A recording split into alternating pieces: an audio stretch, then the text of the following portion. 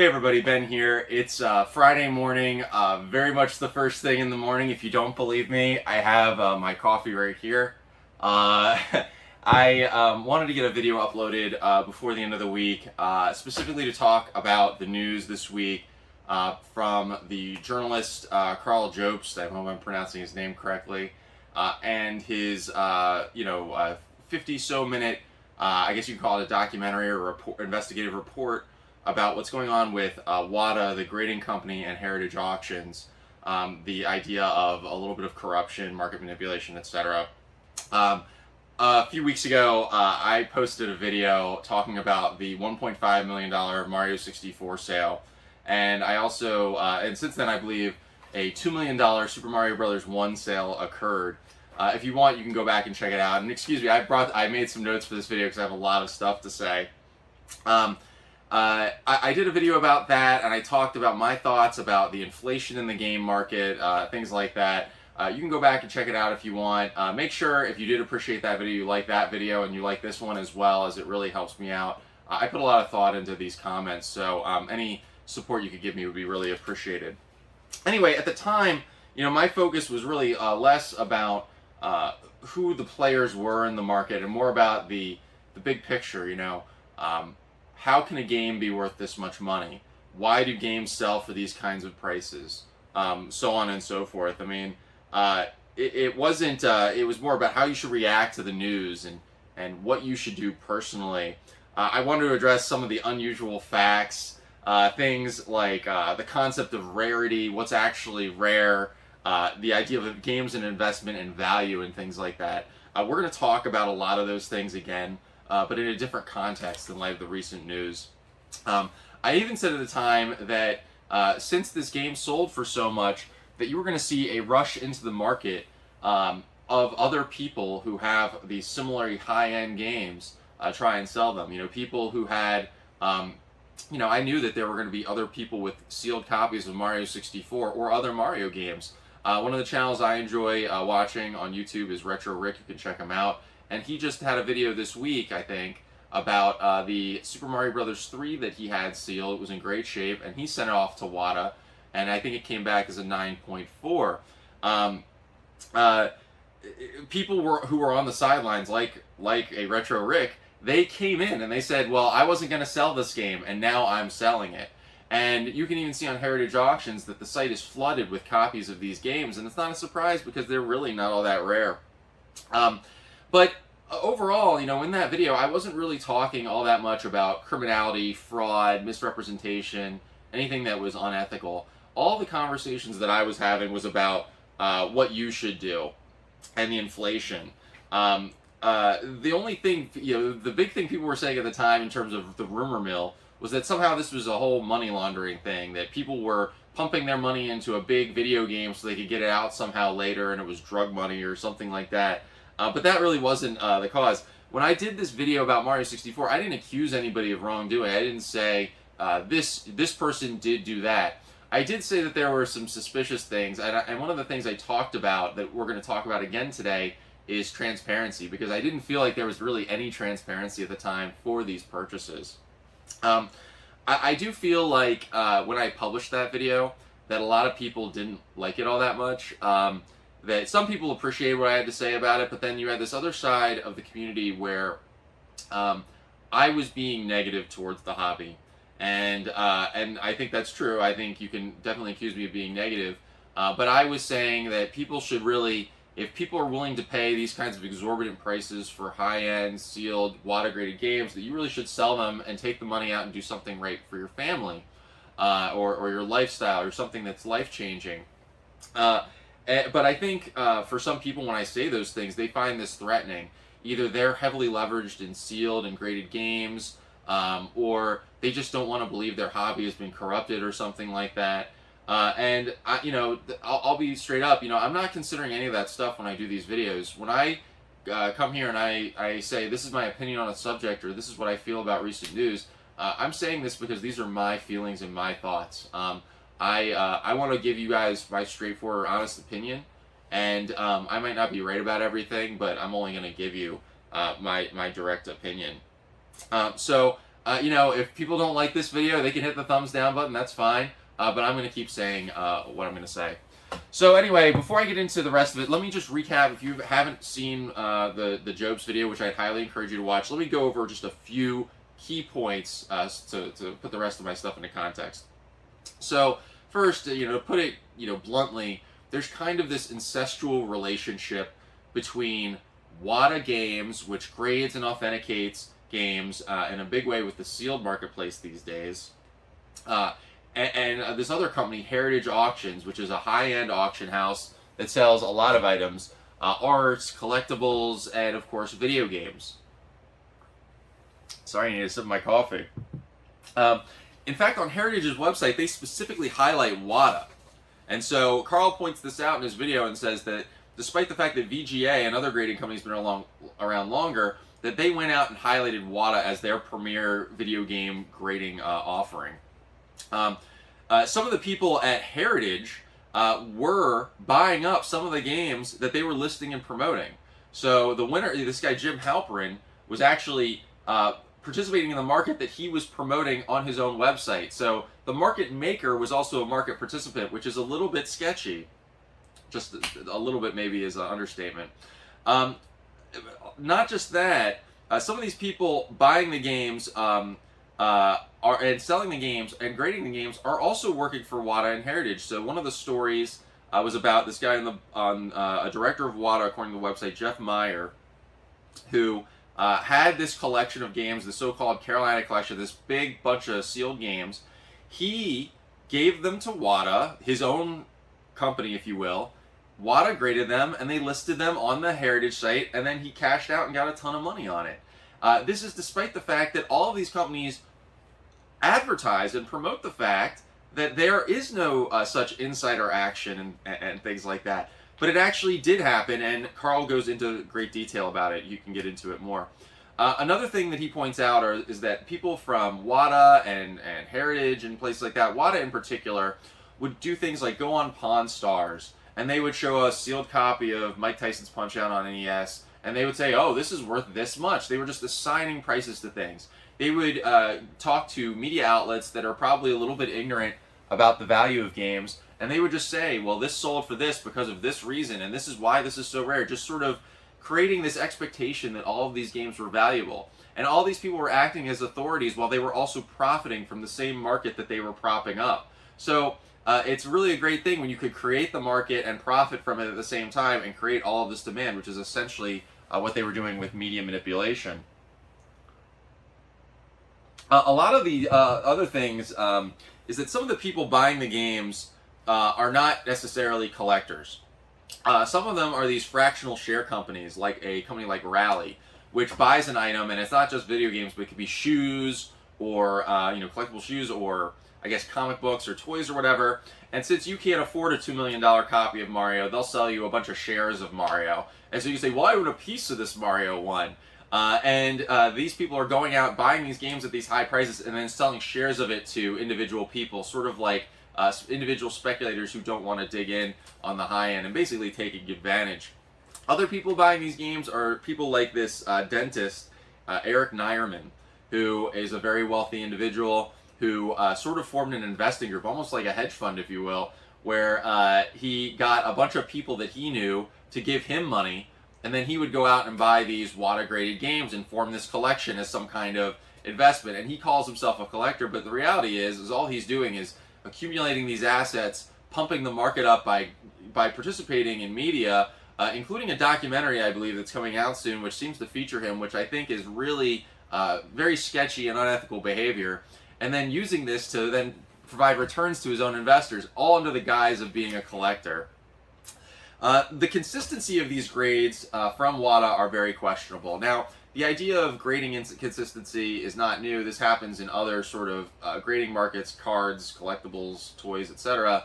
But there seem to be some big discrepancies that Carl points out, where certain games were giving grades that were way higher than they should be, as well as the concept of cracking. So there should be really a question as to how objective this scoring system is, especially when we don't have population reports, as I mentioned in the previous video, to tell us how many copies of these games exist.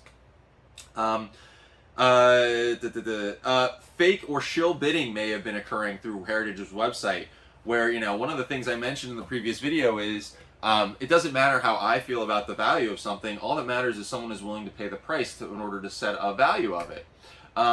So imagine if you have two people who have a lot of money and a lot of motivation to buy an item, and they bid that item up, and now it sells for $2 million or $5 million or whatever. Well, shill bidding sort of takes that whole thing and throws it out the window, where you have one disingenuous bidder bidding up something so that someone else pumps the price up and you get a higher price out of one person. This kind of shill bidding may have been happening through Heritage auctions. That's not everything that was brought up in the video. There's more. Sorry, I need more coffee. There's more to it. I would highly encourage you to watch the video.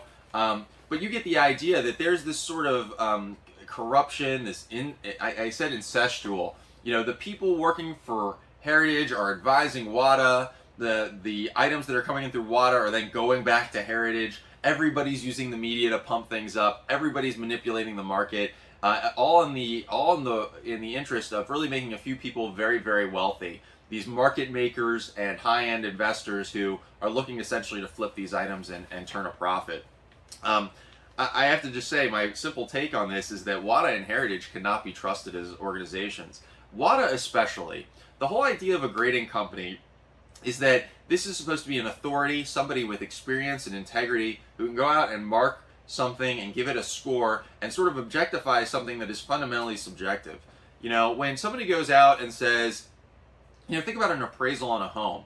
If you have a home that you purchased and you own, and you have someone to do an appraisal for a mortgage or something like that, and they come out and they say the home is worth $250,000, you trust the appraiser to give you that honest appraisal. It may not be perfect. Some other appraiser may come in with something slightly different, but there should be some fairly decent consistency.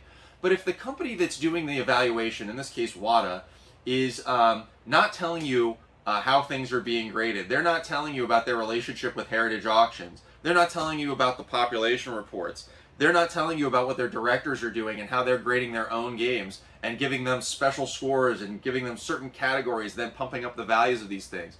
If they're going to the media and pumping up the values of games so that more people are then going in and getting their games graded and submitted to WATA, making WATA more money in the process, WATA is basically operating in their interest and nobody else's. So why should anybody really trust how they grade a game where the difference in a 9.2 versus a 9.6 could be tens of thousands, if not hundreds of thousands of dollars in this insane marketplace? I don't know why anybody would do business with WATA right now until they go completely transparent about the way they do their work, how they grade things, how the scores are assigned, how they track population reports, when they make definitions about something, how they create integrity in the process. They've done none of this. All of the things that they say on their website in terms of integrity can all be thrown out the window because it's all bullshit. And really, that should make you, that should upset people. I know that there are people out there, and this is in some of the other reaction videos, who are saying, well, I have no choice but to still send my games to WATA. Now, I understand if that's your business and you need to do that to make money for your business. I totally respect that, and I'm not going to shit on anybody for trying to do well to take care of their families and stuff like that. But it's really problematic that we're going out here and when WATA does something so corrupt that we're not willing to say, you guys you don't even have the right to do business anymore. If I was working for VGA, let's say I was in their marketing department, I would be going out and talking about about my process and why there's integrity and how we track things and why we've been in business for so long and all this other stuff. Maybe why things take a little bit longer to grade or why the submission process may be a little bit less smooth than WATA, because we're a better company to do business with. You could trust us more. I really think we shouldn't be rewarding people with unethical business practices, especially when it comes to something like games, which is a hobby that we get into generally because we have a love and interest for the item more than we do a value assignment. Let me see what else I wrote here. If you're in another sort of professional services business and you violate your code of ethics, you could be banned from your industry. Think about a lawyer, for example. If a lawyer goes out and goes against their code of ethics, they can be disbarred. And there's no such, of course, thing for WATA. WATA made themselves the authority by doing all of these Pawn Stars things and pumping up the values and doing all these media appearances and affiliating themselves with Heritage. So the authority is now completely corrupt. And I don't know how to react to that other than to say we can't really trust WATA anymore. I wonder how PSA, or the company that owns PSA that just acquired WATA, the company that does sports card trading, I wonder how they feel about all of this. You just invested all this money into a company to buy them, and now you're getting all of this negative press. I wonder what's going to happen with that. Stay tuned, I guess. I don't know what can be done about Heritage. The only way to stop an auction house that is being corrupt is to just stop using them. And so unless people in that marketplace are willing to stop listing items through Heritage and then buyers are willing to stop buying off of Heritage, I don't see any difference. The idea that maybe you should just throw this stuff to eBay, eBay is not exactly an innocent party in all of this, I don't think, in the sense that they certainly also love that the prices are going up and listing these things and stuff like that. But at least with eBay, you can't accuse eBay necessarily of manipulating the market directly. eBay is just a marketplace. People put things up and they sell them. eBay might promote that they sell these things, but they're not going out and affiliating themselves with WATA and trying to pump up the value of the games artificially. Another thing that I'm kind of surprised that people aren't really talking about as a result of this is all this fractional share stuff. If you listen to podcasts or see YouTube videos, there's a lot of these fractional share companies that sell pieces of items, of collectible items. And the truth is that they're basically taking advantage of thousands of people who are willing to invest small bits of money into these high-end items. Somebody who says, well, it's just $100, I'll invest $100 into a share of this Mario. And then if they lose that original $100, to them it's like, well, I totally forgot about it. But some rich guy who owns that fractional share company just basically stole money from you by creating a fake product and fake demand. It's really kind of fucked up, and we really shouldn't be operating with these companies at all. And I don't think people who are taking sponsorships from fractional share companies should really be doing so, because it seems like a pretty unethical practice to me. I think it's kind of sad for VGA that I assume that they're acting ethically. I don't know for sure, but they kind of got punished for acting ethically. They're seen as a second-class grading company, and that's kind of bullshit, because when you operate in a fair and honest way, you should be rewarded. But I guess that's not how the market works. I also think that, despite what some people might think, that this does have impacts on the rest of the market, including complete and box stuff. Complete and box games, some people are even talking about, should I get my complete and box games graded? And the fact that we're even having that conversation suggests to me that these sort of inflations that are happening with market manipulation to the top are trickling down to some extent. It's certainly probably happening with the Pokemon games and the meteoric rise in very common Pokemon games right now.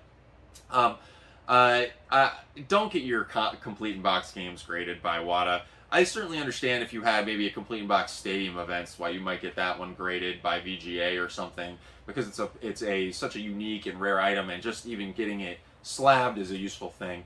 But regular complete and box games, I just do not see the point in that. And again, this goes back to rewarding companies. Not everything needs to be graded. Your common PS2 sealed game does not need to be graded. Your common PS3 game does not need to be graded. I have people reaching out to me on my eBay store trying to buy some of the sealed Xbox One and PS4 games, like a copy of Titanfall 2, and they're concerned about the seal in the game because they want to get it graded. Folks, Titanfall 2 on the PS4, there are a billion copies of this game. I've got 20 sealed copies in my basement, probably. Don't get these games graded, and don't let anybody convince you that they should be. It's kind of silly. Last, I just want to get into some of my regular pieces of advice for the sort of average investor, or not investor, collector. Excuse me. I don't consider myself an investor. I don't really think anybody should if they're being savvy about this. When I say average collector, I mean people who are generally in the hobby to have fun with it, who are not necessarily counting their dollars all the time with this stuff. In this sense, I'm just as much of an average collector as probably somebody with 100 games in their collection. I'm not on a day-to-day basis thinking about the market value of my collection and turning this into a long-term investment. I have other thoughts about that. I'm just looking to have good deals, find cool things for my collection, play them, etc. I don't get too obsessed with the value. So in that sense, we're very, very similar, even if I have a bigger collection. I'm really talking about other people that I might see at cons, swap meets, yard sales, thrifts, etc. Um, Again, if you have some of these sealed high-end WATA type games, Pokemon, Zelda, Mario, whatever, now's the time to sell. I feel like there is definitely going to be a flooding of this market as you see more fallout with WATA. I don't think things are going to go well for WATA. I feel like that Jope's video has a lot of black eyes on WATA right now, and I think things are going to get worse for them. I would not feel good about holding on to those items in the long term. I also don't think anybody should be mad at resellers, long-term collectors who are selling or getting those games, sealed games graded. Anybody who is just taking advantage of the market that's out there, who's just trying to cash in on something. They've got, like a Retro Rick. He's got this copy of Super Mario Brothers 3, and he's going to try. I think he's going to try and sell it and get 5 figures on that game. He should absolutely do that. I mean, I would do it. You would do it. Any average person would do that to take care of their families. We should not be mad at these people. These people are not the ones causing the market manipulation. It's WATA and Heritage that you should be angry at, assuming the allegations are true.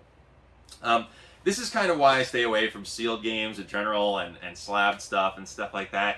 It's such a temperamental market. There's no real way to set a clear value. It's so much risk, and you have to maintain all of this stuff. I find it a lot easier and stress-free to stay with just regular complete in-box games. And honestly, if you have a sealed game, why not sell it and get a complete in-box game and make a little profit on the side, and then you can actually play the game and still have something nice on the side. Just my point.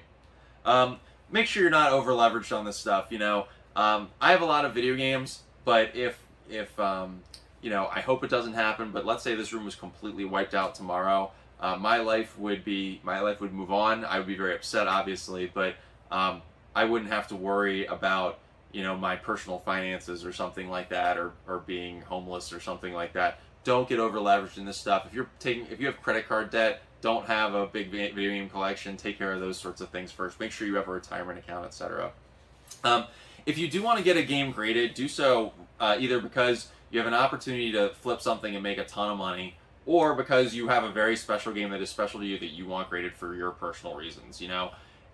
I guess maybe for me, like my favorite games, like a Lunar or something like that. Let's say I had a pristine copy of something like that. Maybe I would get it graded just because it's so special to me. I want to keep this in that for me, and so the investment isn't so much in the value of it; it's for my personal value. Absolutely, still use grading services for that. I don't blame you at all. I just, in general, don't think we should be grading games.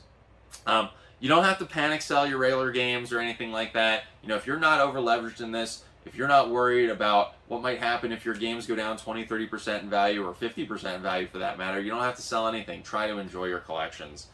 Don't let FOMO or hype or media or anything like that control your interest in the hobby.